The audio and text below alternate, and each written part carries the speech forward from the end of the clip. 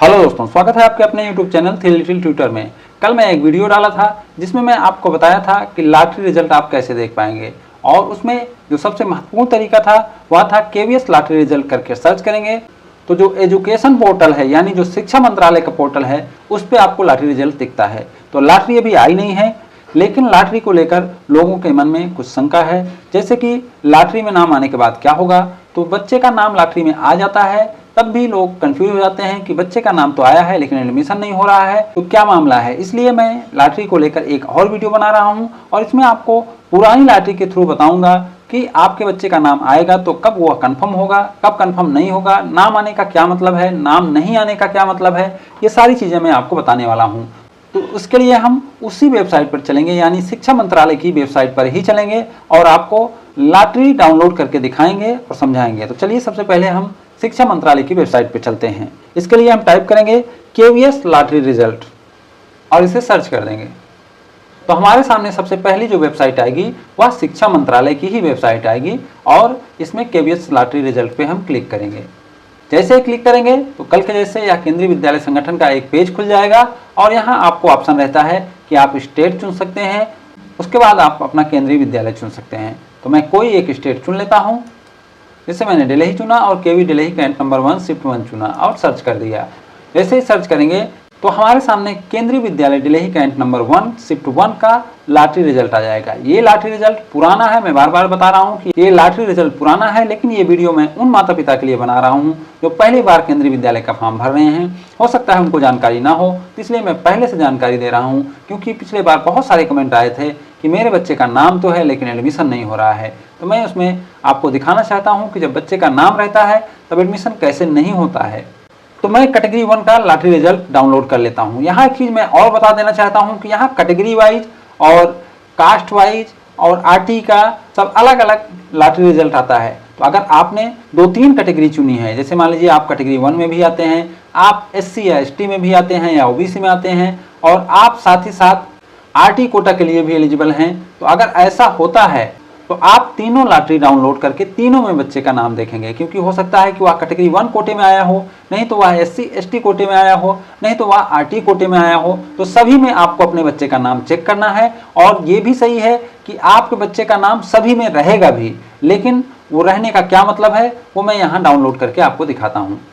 यहाँ आप देख सकते हैं कि ये 23-24 का लॉटरी रिजल्ट है और मैंने इसे डाउनलोड कर लिया है। ये बच्चे का नाम है, उसका एप्लीकेशन सबमिशन कोड है और यहाँ आप देख सकते हैं ये सब कैटेगरी 1 के हैं, ये नंबर ऑफ ट्रांसफर हैं और यह लॉटरी नंबर है। तो आप जैसे देखते जाएंगे लॉटरी नंबर आगे बढ़ते जाएगा और नाम और लॉटरी नंबर चलते रहेगा। जैसे जैसे नंबर ऑफ ट्रांसफर कम होते जाएंगे वो नीचे आते जाएंगे और एक समय पे यह लॉटरी नंबर जो है वह चेंज हो जाएगा। जैसे आप यहाँ देख पा रहे हैं कि 175 तक तो सेम है लॉटरी नंबर, बढ़ते जा रहा है, लेकिन 176 के बाद अलग टाइप का लिखा गया है। यहाँ लिखा गया है 176/WL1।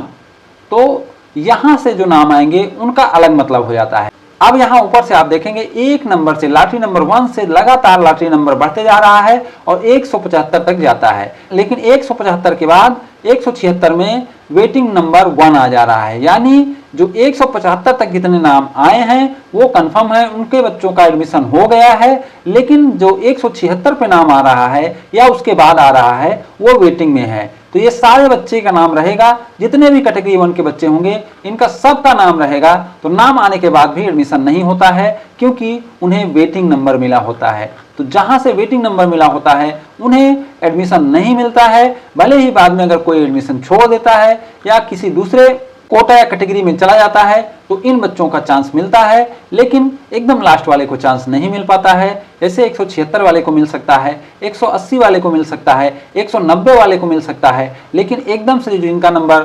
200 के ऊपर 250 है ऐसे बच्चों का नंबर नहीं आएगा, या जो 300 या 300 के पार हैं उनके बच्चों का नंबर नहीं आएगा कैटेगरी 1 में। बाकी में आ सकता है, मान लीजिए अब कोई RT कोटा के लिए भी एलिजिबल है, वह RT कोटे में भी उस बच्चे का नाम है, तो हो सकता है कि RT कोटे में उसका नाम आ जाए। जैसे मैं एक RT कोटे का भी डाउनलोड करके आपको दिखा देता हूँ। यह RT कोटे का है, लेकिन यह eligible applicants for RT lottery है। यह भी लिस्ट आती है तो लोग कंफ्यूज हो जाते हैं कि मेरे बच्चे का नाम तो आ गया है, नंबर भी डाला हुआ है, सब कुछ है, अब एडमिशन होगा कि नहीं होगा। यह eligible application for RT lottery है, माने आरटी लॉटरी के लिए कितने लोग एलिजिबल हैं। अभी यह लॉटरी की लिस्ट नहीं है, इसलिए इसे आप लिस्ट ना माने। अगर ऐसा कोई लॉटरी का लिस्ट आता है तो उसे आप लिस्ट ना माने, उसे सिलेक्शन लिस्ट ना माने, यह केवल एलिजिबल लिस्ट है। आपको अब आरटी का सिलेक्शन लिस्ट दिखाता हूं। ये आरटी का सिलेक्शन लिस्ट है, यानी लॉटरी लिस्ट है। तो यहाँ आप देख सकते हैं जो सिलेक्शन लिस्ट रहेगा उसमें लॉटरी नंबर लिखा रहेगा। तो यहाँ आप देख सकते हैं लॉटरी नंबर लिखा है। जहां तक केवल लॉटरी नंबर लिखा है वहां तक बच्चों का सिलेक्शन हो गया है। तो यहाँ आप देख सकते हैं कि 60 तक सिलेक्शन हुआ है, लेकिन 61 से वेटिंग लिस्ट 1 आ गया है, फिर 62 को वेटिंग लिस्ट 2 आ गया है। तो इसमें भी वैसे रहता है कि 5, 6, 7, 8, 9, 10 तक ज़्यादा से ज़्यादा चांस मिलता है, लेकिन उसके बाद चांस नहीं मिलता है, क्योंकि ज़्यादातर बच्चे जिनका नाम आया है वह एडमिशन लेते हैं, छोड़ते नहीं हैं। तो इस तरीके से आप देख सकते हैं कि अगर आपके बच्चे का नाम इस लिस्ट में है लेकिन उसके सामने WL लिखा हुआ है तो उसका चांस कम हो जाता है। अगर वेटिंग लिस्ट कम है तो चांस रहता है, लेकिन अगर वेटिंग लिस्ट ज़्यादा है तो चांस नहीं रहता है। इसी तरीके से सभी रिजल्ट में होता है। तो यह जानकारी मैं आपको देना चाहता था, क्योंकि जैसे ही कोई लॉटरी आती है लोग कंफ्यूज हो जाते हैं कि मेरे बच्चे का नाम है, क्या एडमिशन हो जाएगा। वो तैयारी भी करने लगते हैं, घबराने भी लगते हैं। इसलिए अगर आपको पहले से जानकारी रहेगी तो दिक्कत नहीं होगी, खास करके ऐसे माता पिता जो पहली बार केंद्रीय विद्यालय में फॉर्म भर रहे हैं। तो उम्मीद करता हूं कि ये जानकारी आपको अच्छी लगी होगी। अगर ये जानकारी आपको अच्छी लगी हो तो इसे लाइक एंड शेयर करें और हमारे चैनल को सब्सक्राइब भी करें। Thank you for watching.